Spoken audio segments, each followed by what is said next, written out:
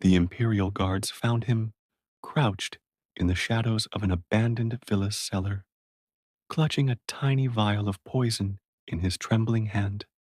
His pale face was damp with sweat, his body shaking with terror. But this was not a common fugitive, nor a political conspirator hiding from justice. This was Sporus, barely 20 years old, once paraded before the world as the Empress of Rome. And in that moment, he was ready to end his own life rather than face the fate the new emperor had prepared for him inside the Colosseum. Imagine that, choosing death as a mercy. But to understand why, we must step back 3 years, back to a palace haunted by a madman's grief, back to the moment when Emperor Nero first laid eyes on a boy who looked so uncannily like his dead wife that it set in motion one of the most disturbing transformations in human history. This is not a story of mere excess or cruelty or decadence. It is the story of identity stolen so completely that a person was forced to live as a ghost of someone else. It is a tale drawn from the official Roman record of power, obsession, and a love that blurred the line between mourning and madness, and it begins, as so many horrors do, with death. Rome, 65 AD. The most powerful man in the world had just become a murderer, not through war, not through execution. Those were everyday matters in the empire, but in the privacy of his chambers. Nero had killed his wife, Pompeia Sabina. She had been pregnant. Some said he struck her with a single, devastating blow to her stomach. Others whispered it was a frenzied beating that left her broken upon the marble floor. Whatever the truth, physicians could do nothing. The woman who lay lifeless that day was not just any empress. She was Nero's obsession. Pompeia had been the one person capable of reflecting back his own grandiose vision of himself. She was described as possessing almost otherworldly beauty, hair that gleamed like sunlight captured in gold, skin so pale it seemed lit from within, and eyes so vast and luminous that poets compared them to the goddess Venus herself. To Nero, she was more than a wife. She was a mirror of his divinity. And when he killed her, something inside him cracked. For ordinary men, grief is a wound. For a man raised to believe he was divine, whose every desire reshaped the world, grief was an insult from the universe itself. How could death dare to touch him? How could fate take away what he loved most? In his mind, it was not tragedy, it was betrayal. The emperor's mourning soon grew into something so grotesque it unsettled even the most hardened courtiers. He refused cremation, the custom of his people. Instead, he had Pompeia's body embalmed with mountains of spice worth more than kingdoms. He had her laid in a crystal coffin where he could gaze upon her still face whenever he pleased. Servants whispered that they found him dining with the corpse, speaking to it, asking her opinion on affairs of state. Sometimes, late at night, they heard him weeping in her chambers, crying out her name as though she lingered in the next room. He forbade anyone from disturbing her quarters, ordering every brush, every garment, every jewel to remain untouched, as though she would return at any moment. 2 months after her death, his delusions grew darker. Nero began seeing Pompeia everywhere, in the features of servants, in the profiles of noble women glimpsed across the forum, in the painted eyes of prostitutes. He would stop mid-sentence, staring at strangers who bore even the faintest resemblance to her, then lunge forward, grabbing their faces, searching for some fragment of his beloved that could never be found.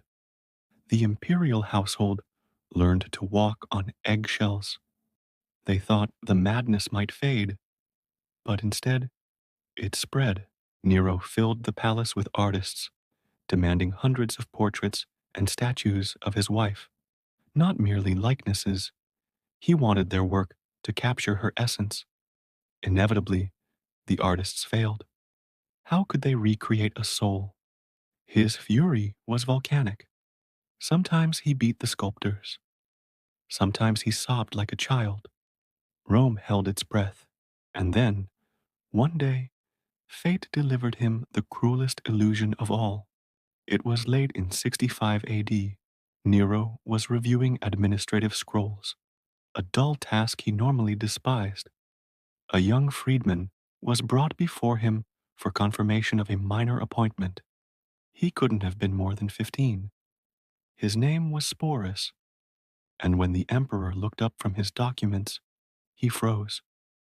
The boy's eyes were not just similar to Pompeia's, they were identical, enormous, luminous, ringed with lashes, the same amber flecks dancing in the light, the shape of his face, the tilt of his head, even the nervous flicker of his gaze. Pompeia stood before him, alive again, in the body of a trembling teenager. The court watched in silence as Nero rose, scattering scrolls across the floor, and approached the boy with the intensity of a predator. He circled him, studied him, touched his face. Witnesses said the emperor's smile was like that of a man who had discovered the secret to defeating death itself. Sporus, that was the boy's name, a child born into the imperial household, educated in the languages of state, trained for clerical work. None of that mattered now.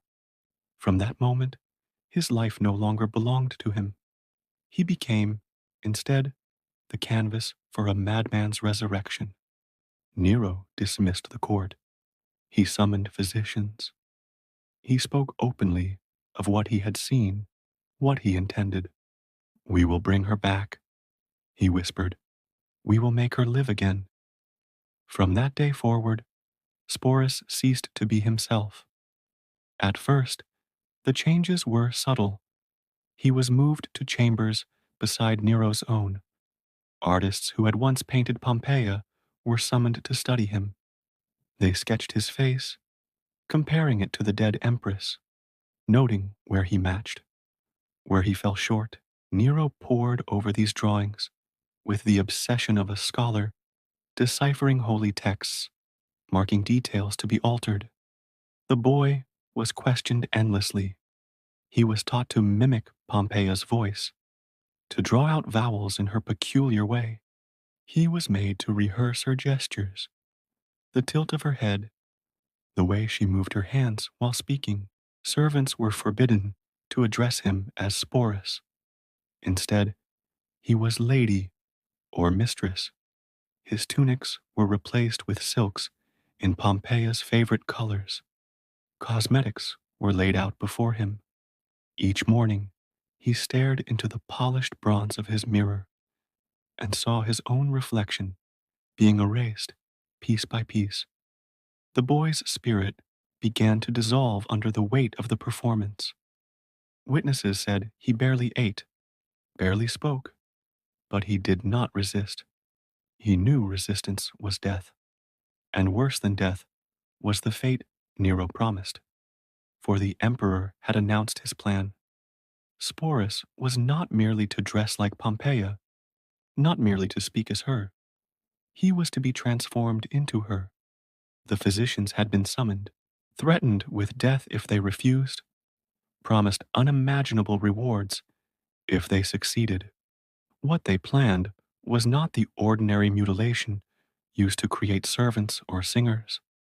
It was something unprecedented, an attempt to refashion a boy into a woman, to carve away his identity so that Nero's fantasy might live. The night before the operation, Nero entered Sporus's chambers, carrying a small wooden box. Inside lay Pompeia's wedding ring, a great emerald encircled with pearls. He slid it onto the boy's finger and whispered, "Tomorrow, you will be reborn. You will become who you were always meant to be, and I will love you as I loved her." Sporus's voice was barely audible as he asked, "Will it hurt?" Nero smiled faintly. "Birth always hurts, but what emerges is beautiful." And with that promise, the boy's fate was sealed. The procedure itself remains veiled in history's shadows. The records are sparse, mercifully so, but we know it lasted for hours. We know Sporus' cries echoed down the marble halls despite the thick walls of the medical chamber. And we know that when he emerged, he was no longer permitted to be called a boy at all. The recovery was slow, agonizing. Infection lurked in every wound, pain dulled only by strong poppy extracts. And through it all, Nero hovered like a devoted husband, adjusting his medicine, changing his bandages, reading aloud Pompeia's favorite poetry. This was not compassion, it was possession. He was not nursing Sporus. He was sculpting him, molding him, blurring the fragile line between memory and reality. Months passed. Tutors arrived to train him further. He was taught to walk with the swaying steps of a matron, to recline gracefully at feasts, to converse with wit, but never too much wit as befitted an empress. His wardrobe was filled with Pompeia's favorite gowns, reconstructed from preserved samples. Jewelers reset her ornaments to his proportions. Even her perfumes were recreated and dabbed on his wrists. When Nero spoke of shared moments with Pompeia, Sporus was required to pretend he remembered them too, until the memory of another person became his own. 6 months later, the emperor revealed his creation to the world. The dinner party was small, intimate. Nero's closest advisors and their wives. When Sporus entered the room, draped in one of Pompeia's gowns, her jewelry glittering in the lamplight, conversation froze. The resemblance was uncanny. For fleeting moments, even hardened cynics believed they were gazing upon the resurrected empress. And Nero, radiant with pride, held Sporus close and introduced him by Pompeia's name. That night marked the beginning of Sporus' second life, a life lived as the phantom of a dead woman, a life where every breath was borrowed, every gesture rehearsed, every word spoken to preserve an illusion.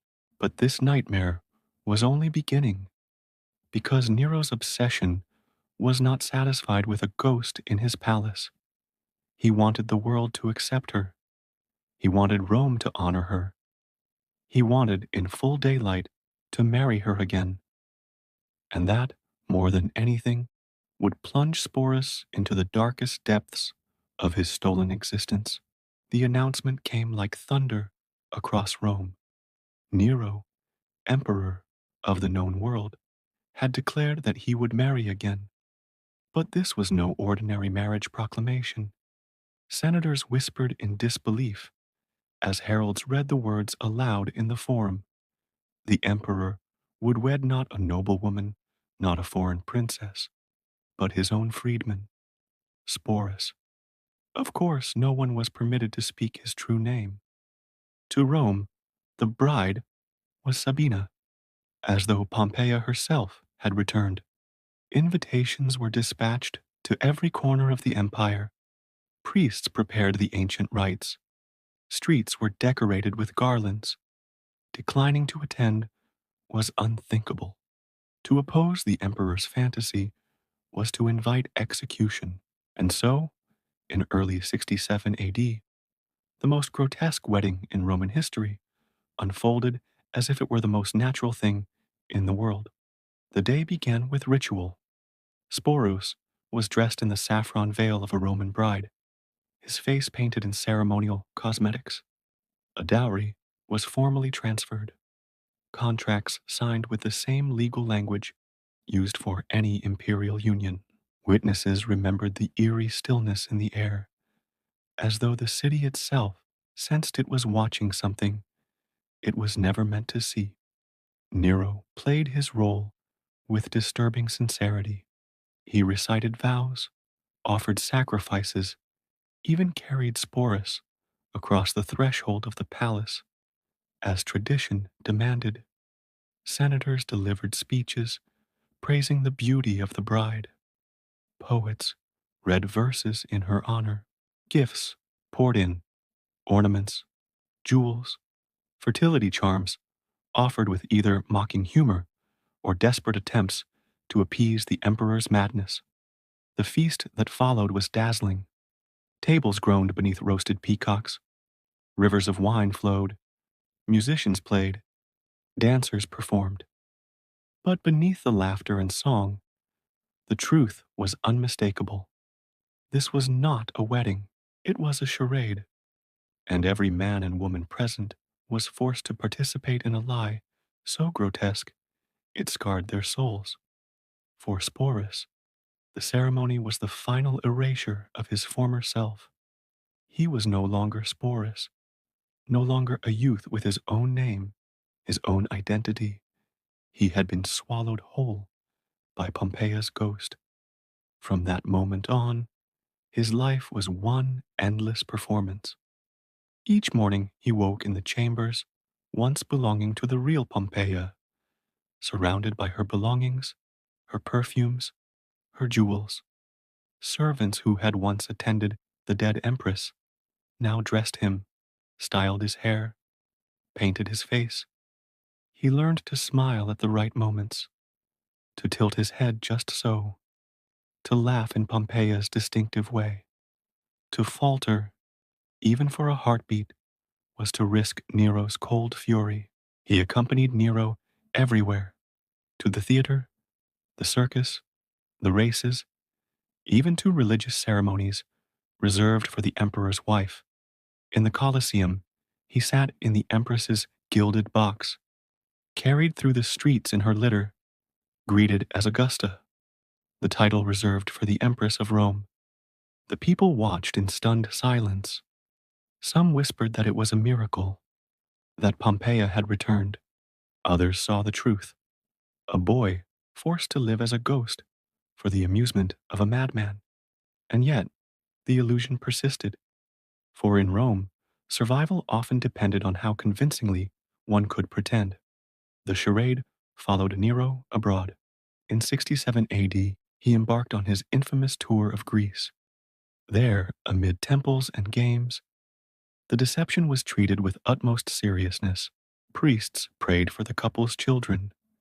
Greek nobles addressed Sporus as empress.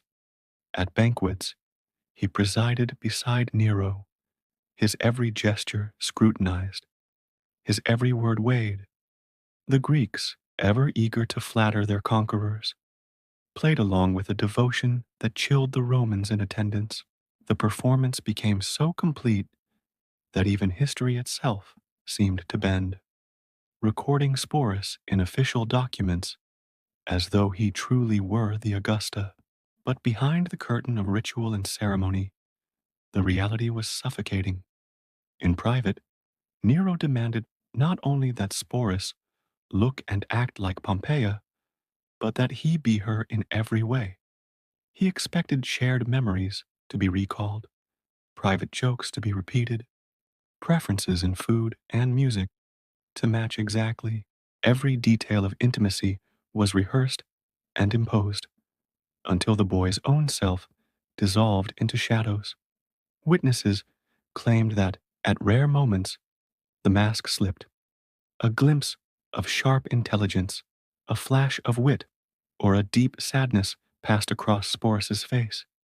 But those moments vanished quickly, buried beneath layers of performance, for he knew that the slightest reminder of his true self might bring Nero's wrath, and Nero's wrath was a death sentence. It was during this tour of Greece, at the height of the farce, that Rome itself began to unravel. Nero's extravagance, his neglect of affairs of state, his increasing detachment from reality pushed the empire toward chaos. By 68 AD, rebellion flared across the provinces. The Senate, once his instrument, turned against him. Armies rose in open defiance. The emperor's world collapsed. When news reached him that the Senate had declared him a public enemy, Nero panicked. He fled the city with only a few loyal attendants. Among them, still bound by the chains of his masquerade, was Sporus. Even as the empire he ruled disintegrated, Nero clung to his illusion. In those final days, he still called Sporus by Pompeia's name, still treated him as his wife. But the end came swiftly. Surrounded by soldiers closing in, Nero chose to end his life before he could be captured. With trembling hands, he pressed a dagger to his throat. "What an artist dies with me," he whispered, and plunged the blade into his flesh. The emperor was dead, but Sporus was not free. The nightmare continued under Rome's new rulers. In the turbulent year that followed, when one emperor after another rose and fell, Sporus became a living relic of Nero's madness. Each new regime struggled to decide what to do with him.